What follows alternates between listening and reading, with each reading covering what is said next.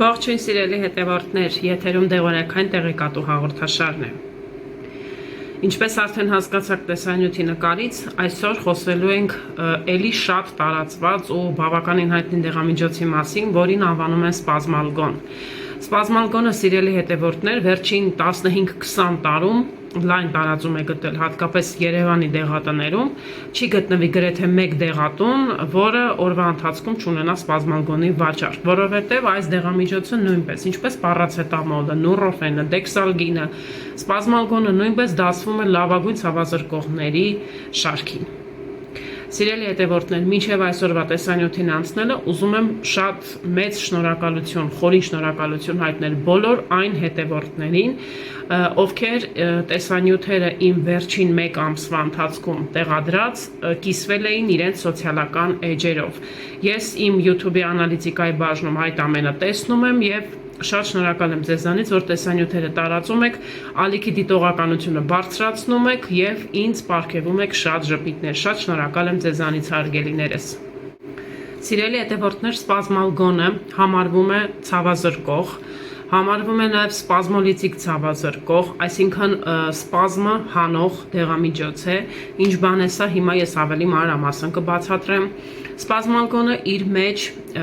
պարունակում է 3 տարբեր ազդող նյութեր։ Առաջինը մետամիզոլ նատրին է, բոլորիդ հայտնի անալգինը, երկրորդը պիտոֆենոնն է եւ երրորդը ֆեմպիվերին է։ Ինչպես արդեն ասացի, օժտված է սպազմոլիտիկ ցավազրկող ազդեցությամբ, այսինքն այն հիմնականում նշանակվում է եւ շատ լավ էֆեկտ է ապահովում այնպիսի ցավերի դեպքում, երբ կա օրգանիզմում սպազմ։ Օրինակ, հնարավոր է, որ մարդու մոտ լինի գլխացավ, թեկուզ սեզոնային, թեկուզ եթե ինչ-որ մի բանից բարկացել է, ջղայնացել է եւ գլխացավ է առաջացել, ուղեկցվում է սպազմով, այսինքն քունքային հատվածների եւ գլխի վերևի հատվածում շատ ուժեղ սպազմ է զգում, այն աստիճանի, որ ուզում է աչքերը փակել, եթե վարորդը չի կարողանում մեքենա վարել եւ նախընտրում է ուրեմն գնալ ու պարկել անկողնում։ Սաստիկ գլխացավ, որը նման է միգրենի, սակայն միգրեն չի համարվում։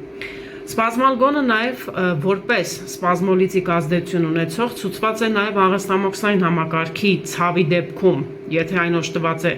սպազմով, օրինակ որովայնի հատվածում կծկումներ, նման կարգի ցավեր, ձգվածություն, ինչու՞ չէ, այս դեպքում սպազմալգոնը նույնպես հրաշալի էֆեկտ է ապահովում։ Սիրելի հետևորդներ, բացի թվարկածս ցավերից, սպազմալգոնը նաև կիրառվում է միգրենի ժամանակ, կիրառվում է, եթե ցավը առկա է նյարդերում, այսինքն նևրալգիա, ցավը առկա է հոդերում, արտրալգիա, ինչպես նաև ցավը առկա է դաշտանային ցիկլի ժամանակ, այսինքն եթե կնոջ կամ աղջկա մոտ կա ալգոդիսմենորեա։ Ցանկացած տիպի դաշտանային ցավի ժամանակ, հատկապես եթե կրկին որովայնի հատվածում կան սպազմեր, այս դեղամիջոցը հրաշալի ազդեցություն է ցուցաբերում տվյալ դեպքում։ Ինչն է պատճառը, որ սպազմալգոնը ունի սպազմոլիտիկ ցավազրկող ազդեցություն։ Այս հարցը շատ են ուղղում ինձ, ոչ միայն դեղատանը, այլ նաև դեղատնից դուրս։ Սիրելի հետևորդներ, ինչպես արդեն ասացի, սպազմալգոնը իր մեջ պարունակում է 3 կոմպոնենտ։ Առաջինը մետամիզոլ նատրին։ Մետամիզոլ նատրին օժտված է ցավազրկող ջերմիջեցնող ազդեցությամբ, որովհետև նույն անալգինն է։ Երկրորդ ազդող նյութը կոչվում է պիտոֆենոն։ Պիտոֆենոնը ուղիղ ու անմիջական ազդեցություն ունի ներքին օրգանների հարթ մկանների վրա, ստիպելով դրանց թուլանալու։ Երրորդ կոմպոնենտը ֆեմպիվերինն է, որը նույնպես ունի հարթ մկանները թուլացնելու ազդեցություն։ Սա է գլխավոր պատճառը, որ սպազմալգոնը բացի ցավը հանելուց նաև ունի սպազմոլիտիկ ազդեցություն, այսինքն սպազմը մեղմացնող կամ իսպառ վերացնող։ Սպազմալգոնը, սիրելի հետևորդներ, թողարկվում է դեղահաբերի եւ ներարկման լուծույթների ձևով։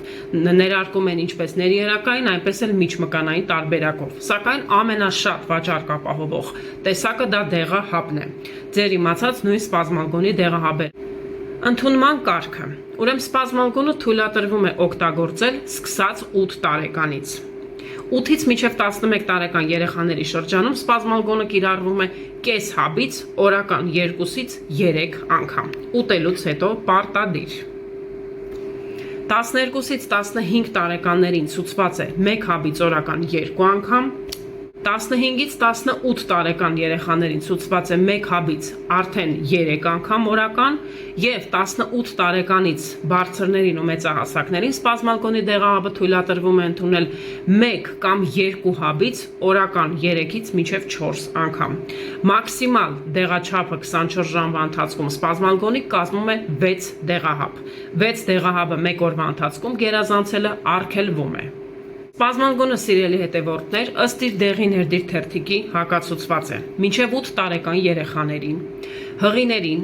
կրծքով կերակրողներին, գլաուկոմա ունեցողներին, հակացուցված է լյարդի եւ երիկամի անբավարարության, ինչպես նաեւ դժվարամիջության ժամանակ։ Սիրելի հետևորդներ, շատ կարևոր տեղեկություն եմ ձեզ տալու կապված սպազմալգոնի հետ։ Սա պահել էի, որպեսզի ասեմ տեսանյութի վերջում։ Ուրեմն, երբ որ մարդու մոտ խոսքը գնում է մեծահասակների մասին, եթե մարդու մոտ արկա է լինում բարձր զարկերակային ճնշում եւ զարկերակային ճնշման ժամանակ ուղեկցվում է դարձյալ ուժեղ սաստիկ գլխացավով, իմացած եղեք, որ ցանկացած զարկերակային ճնշումը իջեցնող դեղահաբի հետ, այն ինչ որ դուք այդ պահին ձեռքի տակ ունեք կամ ընդունում եք բժշկի ցուցմամբ, ընդունելուց մոտավորապես 15-20 րոպե հետո, եթե ընդունեք 1 դեղահաբ սպազմալգոն, բացի ճնշումը կարգավորելուց, այն նաև հրաշալի կերպով հանում է ձեր սպազմով ուղեկցվող գլխացավը։ Այսքանը, սիրելի հետևորդներ, մաղթում եմ բոլորիդ հաճելի ու խաղաղ երեկո։ Կհանդիպենք։